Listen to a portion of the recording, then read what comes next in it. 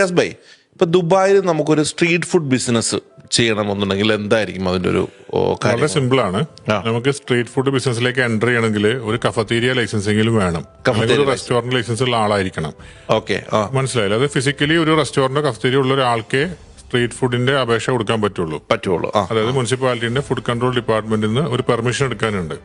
അപ്പൊ അത് എടുത്തിട്ട് നമുക്ക് ചെയ്യാനായി സാധിക്കും. പിന്നെ ഒരു വലിയൊരു നേട്ടം എന്ന് പറയുന്നത് ഈ സ്ട്രീറ്റ് ഫുഡ് എന്ന് പറയുന്നത് നമ്മുടെ നാട്ടിലെ പോലെ അങ്ങനെ ഒരു എന്താ പറയാ തട്ടുകട സ്റ്റൈലിലല്ലല്ലോ.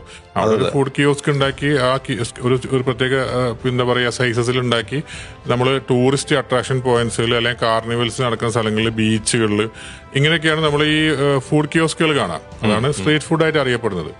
അപ്പൊ അത് അങ്ങനെ ചെയ്യാന്നുണ്ടെങ്കിൽ, പിന്നെ അതല്ലെങ്കിൽ നമ്മൾ ഒരു സ്ട്രീറ്റ് പോലെ ക്രിയേറ്റ് ചെയ്തിട്ടുണ്ട് ദുബായിൽ, ടൈം ഔട്ട് എന്നൊക്കെ പറഞ്ഞിട്ട് നമ്മുടെ സൂക്കൽ ബഹറിലൊക്കെ.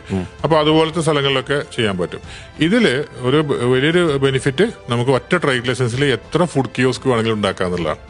അപ്പൊ എല്ലാ കിയോസ്കുകളിലും വന്നിട്ട് പോസ്റ്റ് മെഷീനിൽ ക്യാഷ് ടാപ്പ് ചെയ്യുന്ന സമയത്തും എല്ലാം പോകുന്ന ഒറ്റ ബാങ്ക് അക്കൗണ്ടിലേക്കാണ്. കാരണം ഇതൊരു ടെമ്പററി ബിസിനസ് പോലെയാണല്ലോ. അപ്പൊ ഈ ഒരു സീസൺ കഴിഞ്ഞു, അപ്പൊ അവരത് ക്ലോസ് ചെയ്യുന്നു. ചിലപ്പോൾ അവർക്ക് അടുത്ത വർഷം ഈ പറയുന്ന പാർക്ക് കൊടുത്തു വരില്ല, കിട്ടി. അപ്പൊ അതുകൊണ്ട് അത് പെർമനന്റ് സെറ്റപ്പ് ഇല്ലാത്തതുകൊണ്ടാണ് ഗവൺമെന്റ് ഈ ഫെസിലിറ്റി കൊടുത്തിട്ടുള്ളത്. അപ്പൊ 10, 20, 30 എത്ര ഫുഡ് കിയോസ്ക് വേണമെങ്കിലും ഒറ്റ ട്രേഡ് ലൈസൻസിൽ നിങ്ങൾക്ക് ചെയ്യാനേ പറ്റും. അതൊന്നും അതിന്റെ ഏറ്റവും സ്ട്രീറ്റ് ഫുഡിനൊക്കെ ഇപ്പൊ കേരളത്തിൽ നിന്ന് ഒരുപാട് ആൾക്കാർ അവിടെയുള്ള കേരളത്തിലെ സ്ട്രീറ്റ് ഫുഡിന് മാത്രം ചിലപ്പോൾ ഒരു പക്ഷേ സാധ്യത കൂടുതലായിരിക്കും.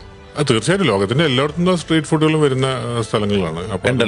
പിന്നെ തീർച്ചയായും നമ്മുടെ സ്ട്രീറ്റ് ഫുഡൊക്കെ ശരിക്കും പരീക്ഷിക്കണം. കാരണം ഫിലിപ്പിനോസ് ഒക്കെ പുട്ടൊക്കെ വെച്ചിട്ട് പലതും ചെയ്യുന്നതാണ്. നമ്മുടെ പുട്ട് പോലെ വേറൊരു ഫുഡ് അവർക്കുണ്ട്. അപ്പൊ അതുപോലെയൊക്കെ ചെയ്യുന്നത്. അപ്പൊ അതുപോലെയൊക്കെ നമ്മൾ വന്നിട്ട് നമ്മുടെ സ്ട്രീറ്റ് ഫുഡിൽ വരട്ടെ. അതെ, അല്ല അതിന് സാധ്യതയുണ്ട്. അതെ. Thank you.